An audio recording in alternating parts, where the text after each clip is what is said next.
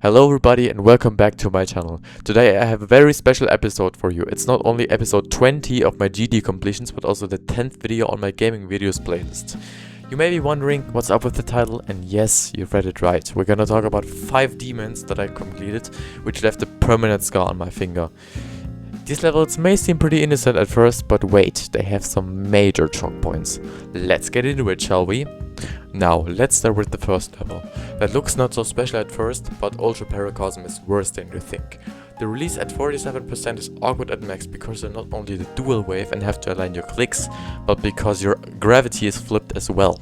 And not to forget those 2 blind transitions on around 80%. Those are so frustrating, even in practice mode. To sum it up, I wouldn't say that this level was too bad. I give it like a 5 out of 10 on the PS scale. And yes, I see all of you commenting already, skill issue, blah blah blah. Play this level yourself and then we'll talk.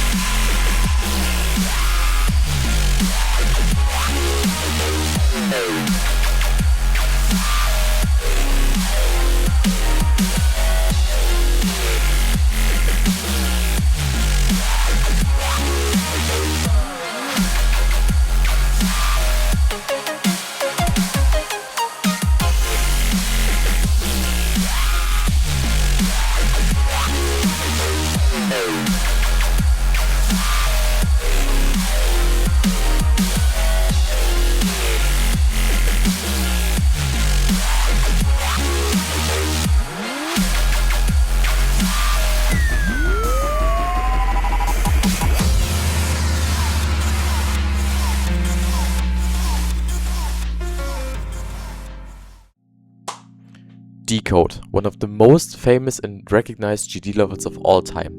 Choke point number 1 is around 62 to 68%, where this really weird UFO click pattern is required. Trust me, if you play DeCode, you know exactly what I'm talking about.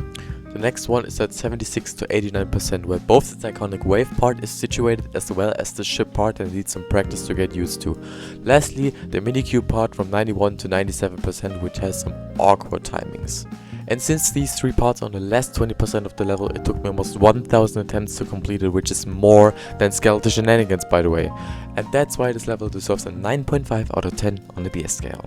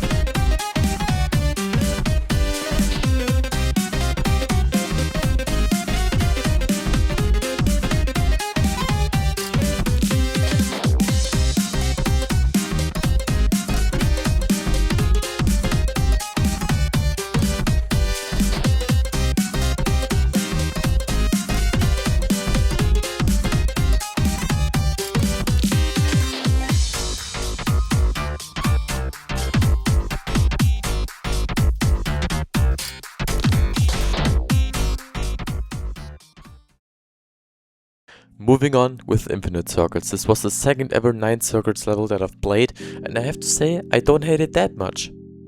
During the practice, I note that these 2 ship pillars at 16 and 20% are going to kill me over and over again, because they require such a weird setup, but once you got past that, the level was pretty chill.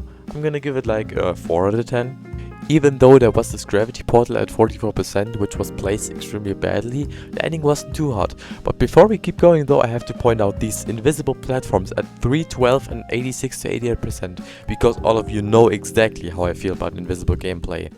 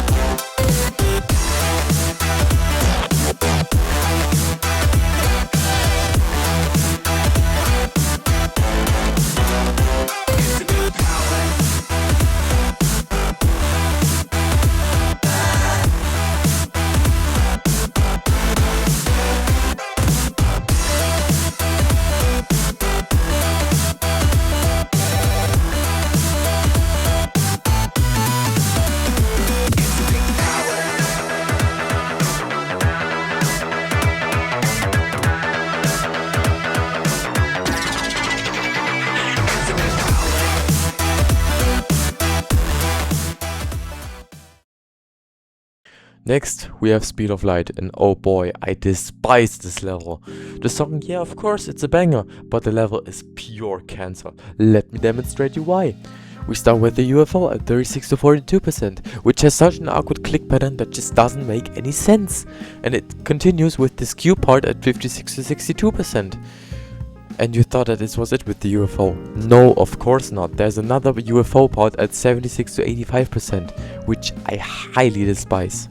Lastly, we have the disgusting Q part at 96 to 98%. You wonder why it's disgusting? Because it's at the end of the level, and if you hold your mouse button ever so slightly too long, you die. That's why I'm not gonna sugarcoat it, it's getting a 10 out of 10.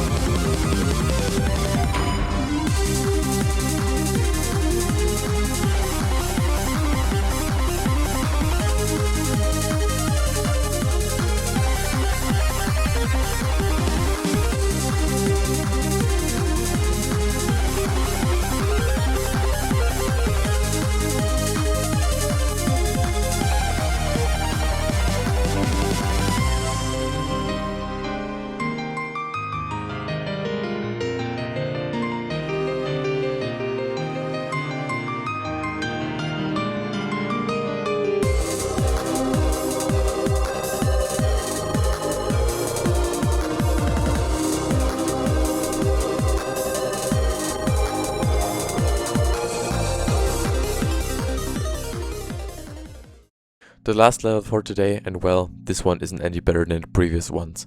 I'm talking about a medium demon that is called 9 Sockets 12, which did in fact took me over 1100 attempts to beat, and it's my new hardest by now, but man, it was rough.